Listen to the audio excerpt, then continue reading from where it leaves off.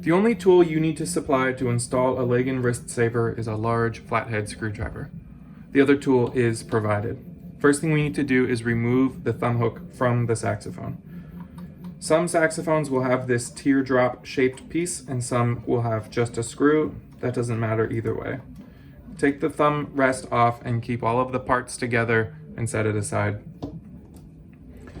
The wrist saver comes partially assembled, so we need to hold on to this wheel and unscrew the small piece. Then the small piece gets inserted through the bottom and we will hold it in place with our left index finger.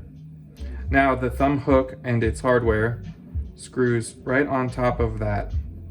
And I will start this by hand until I get it to catch, and then I will move over to the screwdriver.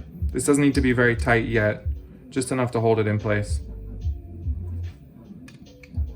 Now, this whole bracket gets screwed onto the instrument with this thumb wheel.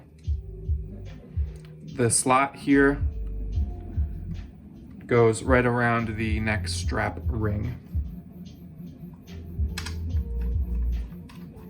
Screw it on by hand, and that's it.